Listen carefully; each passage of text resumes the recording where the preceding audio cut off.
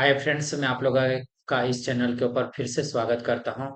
First lecture हमने देखा था बेसिक इलेक्ट्रिकल का, जिसमें हम वोल्टेज करंट और क्या देखे थे हम? वोल्टेज करंट देखे थे और ईएमएफ देखे थे, पोटेंशियल डिफरेंस के बारे में देखे थे और चालक कंडक्टेंस के बारे में कुछ बेसिक जानकारी देखेंगे। और आज के हम वीडियो में हम देखने वाले हैं रेजिस्टेंस के बारे में पढ़ेंगे। ठीक है। उसके बाद हम जितना हम कोशिश करेंगे कि हम छोटा से छोटा वीडियो बनाएं, उसके बाद हम दूसरा टॉपिक लेंगे और दूसरे वीडियो को हम उसमें बनाएंगे। ठीक है, ताकि हम छोटे छोटे वीडियो आप लोगों को देखने में सहायता मिलेगी इसमें। ठीक है फ्रेंड्स, तो आइए आज का वीडियो हम शुरू करते हैं। ठीक है। अब रेजिस्टेंस रेजिस्टेंस एक्चुअल में होता क्या है? आप जैसे जिसको हम बोलते हैं प्रतिरोध बोलते हैं, हिंदी में क्या बोलेंगे? प्रतिरोध बोलेंगे इसको, रेजिस्टेंस को। ठीक है। तो ये क्या रहता है?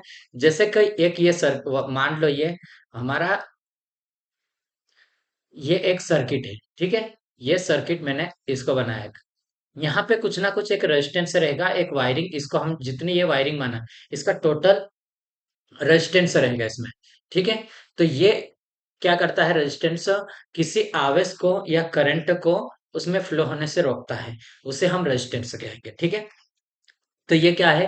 रेजिस्टेंस की अगर डेफिनेशन की बात करें तो किसी भी पदार्थ का वह गुण है जो मतलब उसके अंदर इलेक्ट्रॉन या आवेश के प्रवाह का विरोध करता है, उसे क्या कहेंगे हम? रेजिस्टेंस कहेंगे। ठीक। रेजिस्टेंस की आप डेफिनेशन याद रखिए, यही है डेफिनेशन, ये याद रखोगे। किसी भी पदार्थ का एक गुण है ये। ठीक है। ये चालक का बोल सकते हैं, या फिर किसी इंसुलेशन का बोल सकते हैं, या फिर सेमीकंडक्टर का बोल सकते हैं। ठीक है। जितने भी मटेरियल है उसका एक अपने आप में गुण रहता है। इसी के आधार पे हम मटेरियल को अलग अलग डिवाइड करें। जैसे कि चालक बोले जिसमें इलेक्ट्रॉन आसानी से बह रहा है, उसका पर उसमें भी कुछ ना कुछ रेजिस्टेंस होता है, बट उसमें इजीली फ्लो हो रहा है। जैसे हम वोल्टेज दे रहे हैं उसमें इजीली करंट का फ्लो हो रहा है, तो उसको हम बोल रहे हैं चालक। और हम कुछ टेम्परेचर को बढ़ा रहे हैं और उसके बाद उसमें इलेक्ट्रॉन का फ्लो होने लग रहा है, लेकिन टेम्परेचर कम होने पे उसमें नहीं बह रहा, तो उसको हम क्या बोल रहे हैं? सेमीकंडक्टर। अगर हम टेम्परेचर को बढ़ा भी रहे हैं तब भी उसमें भी नहीं चेंजेस आ रही है और उसमें करंट का फ्लो नहीं हो रहा, उसको हम इंसुलेटर बोले। ठीक है। इस प्रकार से मतलब अलग अलग तीन मटेरियल को हमने डिवाइड कर लिया रेजिस्टेंस के अकॉर्डिंग। ठीक है। तो आप रेजिस्टेंस को चिन्ह क्या है? रेजिस्टेंस का चिन्ह, इससे हम इसको प्रदर्शित करते हैं। और रेजिस्टेंस का सिंबल में आर से हम, और इसकी यूनिट क्या रहती है? ओम। ठीक है। इसका यूनिट ओम रहती है। ठीक। तो आप इसके यूनिट को याद रखें और इसको सिंबल को याद रखें और रेजिस्टेंस क्या है इसकी डेफिनेशन याद रखें। ठीक है। अब ये रेजिस्टेंस हो गया हमारा। रेजिस्टेंस के बारे में हम कुछ चेंजेस करेंगे। अब रेजिस्टेंस किसी वायर, जैसे ये वायर है, इसको हम डबल वायरिंग करते हैं या फिर इसकी मोटाई को हम चेंज करते हैं, एरिया को चेंज कर रहे हैं, तो उसमें क्या चेंजेस हो सकता है उसे हम देखेंगे। तो एक रेजिस्टेंस रहता है, रेजिस्टेंस जैसे आर। आर जैसे भी जैसे जैसे हम लंबाई को बढ़ाएंगे तो उसके साथ में ये डायरेक्टली प्रोपोर्शनल में रेजिस्टेंस बढ़ेगा। जैसे लंबाई एक हमारी इतनी थी, ठीक है, तो इसका रेजिस्टेंस 10 ओम है। लेकिन जैसे हम इसको क्या करें, हम इसकी रेजिस्टेंस को डबल कर दिया तो इसका रेजिस्टेंस 20 हो जाएगा, ये भी डबल हो जाएगा। ठीक है। ये एक उदाहरण दिया मैं आपको एक एग्जांपल के थ्रू कि रेजिस्टेंस लंबाई डायरेक्टली प्रोपोर्शनल है, वो किस तरह से बढ़ेगा। ठीक है। अब रेजिस्टेंस जो है indirectly proportional of area A. जैसे कि ए बराबर मैंने एरिया रखा, जैसे कि ये रेजिस्टेंस हमारा पास इतना मोटा है। ठीक। अब जैसे ही हम इसका रेजिस्टेंस मोटाई को हम क्या करें? बढ़ा दिया, ये डबल कर दिया अपन ने इसकी मोटाई को। ठीक है। ये इतनी मोटाई थी, 2 mm की थी, और यहाँ पे हमने 4 mm की स्क्वायर में रख लिया। ठीक है। अब यहाँ पे क्या हो रहा है? उसकी मोटाई क्या हो रही है? डायरेक्टली डबल हो गए। तो ये हमारा जैसे कि एरिया क्या हुआ? बढ़ रहा है, तो रेजिस्टेंस क्या हो जाएगा? आधा हो जाएगा। ठीक है। अब क्या एरिया को हमने डबल करा तो वो क्या हो जाएगा? ठीक है। तो इस प्रकार हमारा एक रेजिस्टेंस प्रोपोर्शनल एल बटे ए होता है। अगर प्रोपोर्शनल को हटाते हैं तो इसमें एक फार्मूला हमारा बनता है, जैसे कि आर बराबर रो एल बटे ए होता है।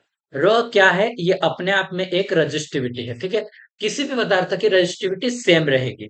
ठीक है। जैसे भी एक पदार्थ की, जैसे कॉपर की रजिस्टिविटी अलग रहेगी, एल्यूमिनियम की रहेगी अलग रहेगी, लेकिन उसकी लंबाई को बढ़ाने से या फिर उसके एरिया को बढ़ाने से उसमें कोई भी चेंजेस नहीं होगा।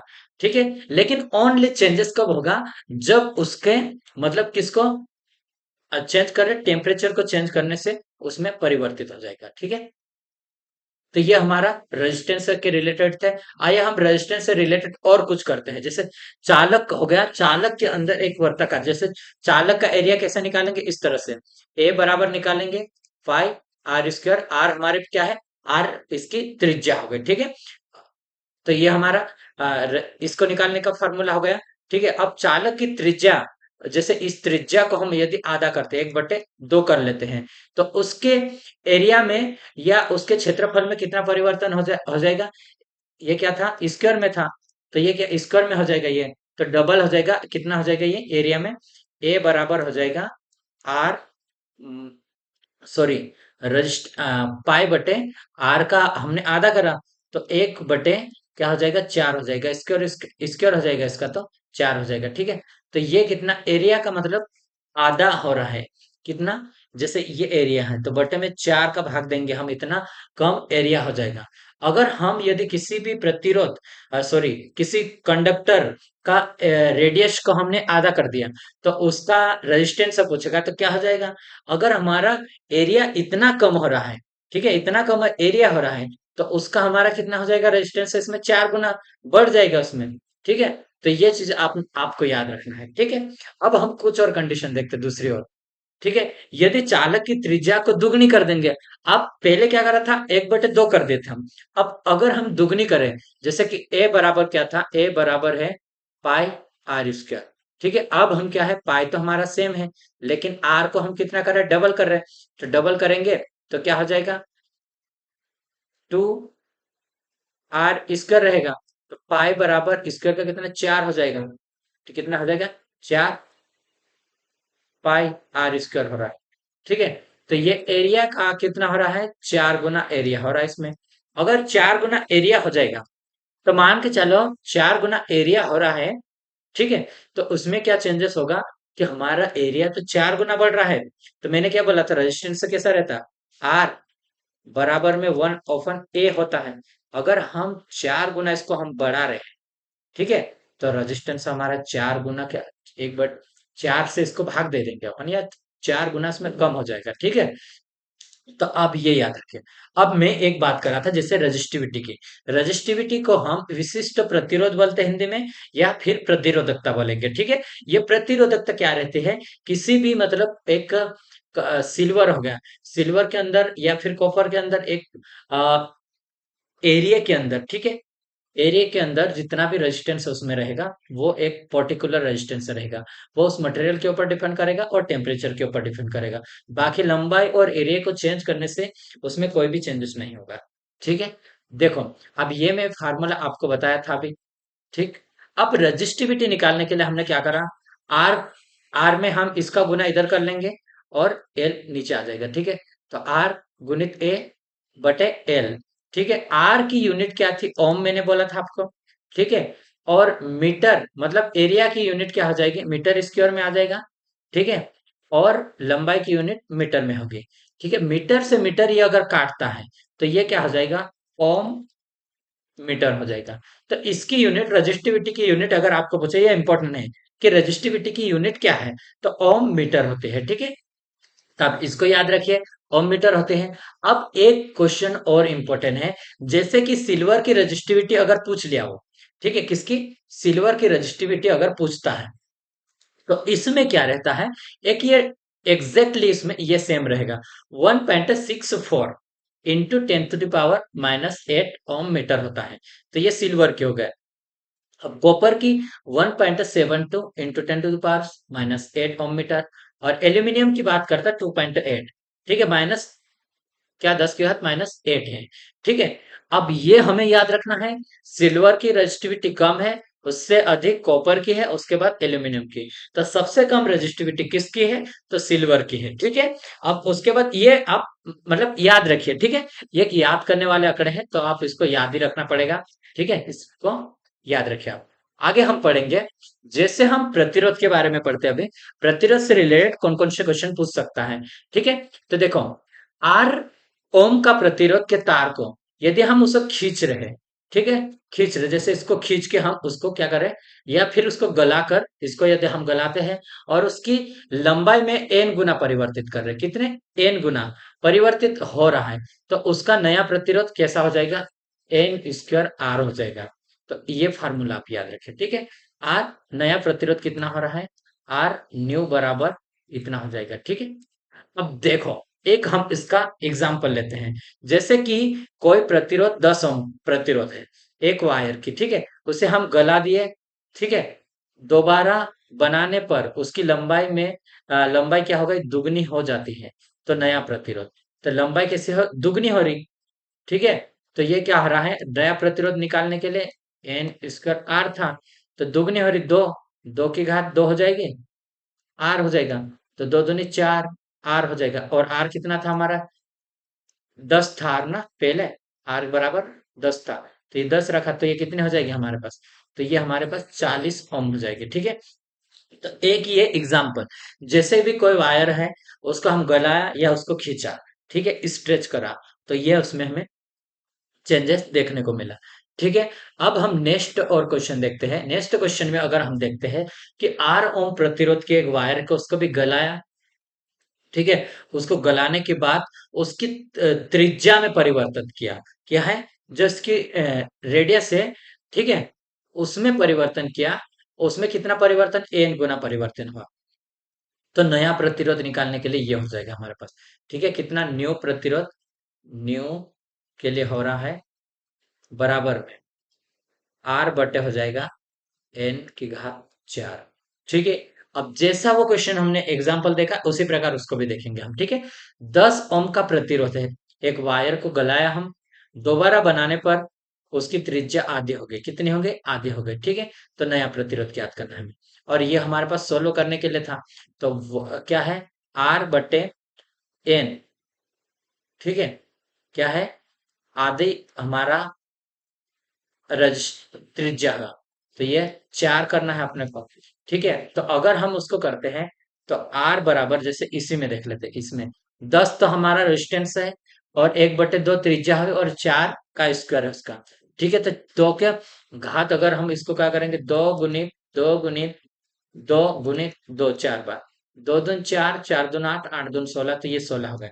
अब 1/16 है, तो उसको डायरेक्टली ऊपर चले जाएगा ये, ठीक है, तो ये 10 गुणित 16 हो जाएगा, तो ये 160 हो जाएगा, ठीक है। तो एक एग्जाम इस तरह से भी क्वेश्चन आता है, ठीक है, ये इंपॉर्टेंट टॉपिक्स है, ठीक है, ये इंपॉर्टेंट है, रेजिस्टेंस के ऊपर पूछा ही जाता है। अब ये त्रिज्या की रिलेटेड था, और मैं पहले वाला क्या बताया था, उसकी लंबाई को चेंज हुआ था, तो एन स्क्वायर था, इसमें क्या है, आर बटे एन की घात 4 है, ठीक है, ये याद रखिए आप। अब नेक्स्ट क्वेश्चन मैं आपको बताता हूँ। नेक्स्ट क्वेश्चन क्या है, देखो, 4.5 ओम रेजिस्टेंस के एक वायर को एरिया ए है और लंबाई एल है इसकी, ठीक है, लंबाई एल है, तो समान पदार्थ के दूसरे वायर को का प्रतिरोध ज्ञात कीजिए जब उसकी लंबाई को 3 गुना कर रहा है और एरिया 2 गुनी हो रही, ठीक है। लंबाई जैसे ये एल थी, ठीक है, तो ये 3 गुनी हो गई, और एरिया क्या था, एरिया उसका ए था, तो अब क्या हो रहा, 2 गुने हो गए, ठीक है। तो पहले का ये रेजिस्टेंस रहेगा, इस सूत्र से निकालेंगे, और दूसरे का ये सूत्र लगाएंगे हम, ठीक है, दूसरे का ये सूत्र लगाएंगे, तो इसमें हमारा क्या निकल के आता, देखो। अब ये सूत्रों का हम कैसे कर रहे हैं, जैसे मैंने बोला था कि R1 निकाल रहे पहले, तो रो एल बटे L1 बटे A1, ठीक है। R2 निकालेंगे तो कैसा, रो L2 बटे A2। हमारा रो क्यों ऐसा रखा हमने, क्योंकि रजिस्टिविटी सेम पदार्थ की बन रही, तो वो तो सेम ही रहेगी, ठीक है। अब हमें क्या निकालना है, R2 बटे R1 निकालना है, तो जैसा उसमें मान रखा था ऐसा कैसा मैं एक बार मान रखूंगा, फिर इधर आऊंगा, ठीक है। तो कैसा पहले रखा मैंने, तो रो हमारा वो तो सेम है, तो उसको हटा देते हैं अपन, ठीक है, वो कट जाएगा ऑलरेडी, तो 2/A2, ठीक है, बटे में क्या कर रहे हैं हम, L1/A1, ठीक है, ये इस तरह से बनेगा। उसी को हमने क्या करा, अभी इसको हम सिस्टमेटिक लिखे, जैसे कि L2/A2 इंटू करा हमने, और ए क्या ऊपर चले जाएगा, A1/L1 हो गया, ठीक है ये। अब हमने मान रखा उसका, ठीक। अब जैसे कि हमारा सेकेंड वाला प्रतिरोध कितना हो रहा था, लंबाई 3 गुना हो गई, तो ये 3 गुना रखा हमने। और उसके बाद फिर एरिया 2 गुना हो रहा था, दे 2 रखा। और रेजिस्टेंस हमारा फर्स्ट वाला था ये, कितना था, 4.5 था। ठीक, इसको रख लिया अपन ने। अब देखो, हमारे पास रेजिस्टेंस L1 और ये सेम रहेगी, इससे ये कट जाएगा। ठीक है, इसके बराबर में क्यों, कि A बराबर क्या है,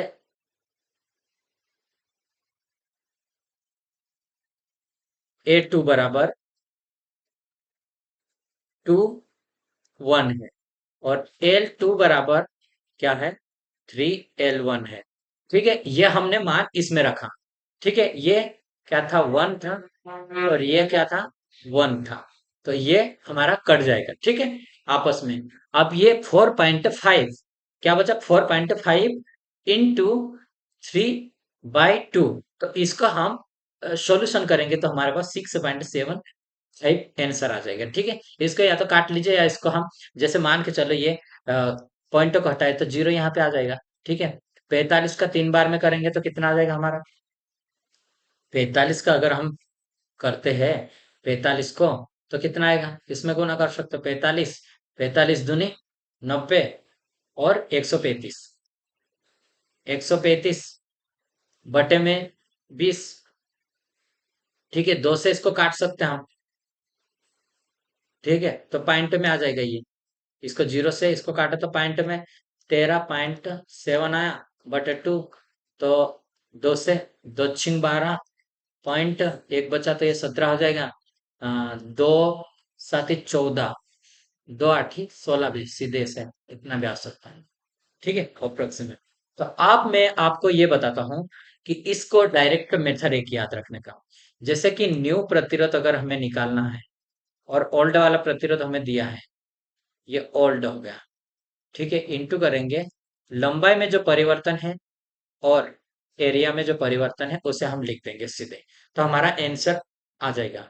जैसे एक क्वेश्चन और करते हैं, इसमें देखते हैं। यदि किसी वायर की लंबाई को दुगनी कर रहे हैं अपन, लंबाई को दुगनी कर रहे हैं, और उसकी त्रिज्या को आधी कर दी जाए, तो प्रतिरोध पहले की तुलना में कितना होगा। ठीक है, लंबाई जैसे हमने ये वाला, ठीक है, ओल्ड प्रतिरोध है, लंबाई को दुगनी करा 2L हो गया यहाँ पे, और त्रिज्या को आधी करा तो 1/4 हो जाएगा। तो ये 1/4 ऊपर जाएगा, तो 4 दूनी 8, तो ये हमारा 8 गुना हो जाएगा ओल्ड का। ठीक है, ये हमारा प्रतिरोध हो गया है। ठीक है, उसके बाद हम देखेंगे प्रतिरोध और चालक, इसी के साथ देख लेते हैं। ठीक है, इस वीडियो में हम इसको भी कर लेते हैं। अब चालक कंडक्टेंस बोलते हैं जिसको हम, ठीक है, और सहायता या चालन बोलेंगे, जिसे हम जी से प्रदर्शित करेंगे। चालक वह किसी एक पदार्थ का वह गुण है जो कि उसमें करंट के बहने का रास्ता इजनेस प्रोवाइड करता है। ठीक है, यानी कि रेजिस्टेंस का ऑपोजिट ये है। ठीक है, इसको हम चालक बोलेंगे। ठीक है, चालक का इकाई क्या है, मोह बोलेंगे। ठीक है, इसकी यूनिट जैसे हम ऐसा, इस तरह से, जैसे ये रेजिस्टेंस की यूनिट ओम थी, तो इसकी ऑपोजिट हो जाएगी, उल्टी हो जाएगी। ठीक है, मोह बोलेंगे या सीमेन, दोनों यूनिट इसको याद रखिए। ये है जी से इसको प्रदर्शित करते हैं, रेजिस्टेंस का ये ऑपोजिट होता है, ये फार्मूला भी आप याद रखिए। यदि हमें रेजिस्टेंस दिया है तो कंडक्टर्स में हम इसे कन्वर्ट कर सकते हैं। और यदि हमें क्या दिया रहेगा, कंडक्टेंस का दिया रहेगा, तो हमें रेजिस्टेंस में से कन्वर्ट कर सकते हैं। कंडक्टेंस रेजिस्टेंस का उल्टा होता है। ठीक है, ये जैसे हमने बोला। अब जैसे कि हम जी, तो ये क्या हो रहा है, जी बराबर हो रहा है 1/r हो रहा है। अब जी आर बराबर क्या था, ये इसका हमने मान रखा। आर बराबर क्या था, आर बराबर रो L/A था। ठीक है, इसी को हमने इस तरह से इसको उल्टा करके लिख लिया। आप इसमें ये रजिस्टिविटी है, उल्टे हो गए, ए ऊपर चले गए और ये अब बचा। ठीक है, तो एक फार्मूला ये हमारा क्रिएट हुआ। ठीक है, सॉरी।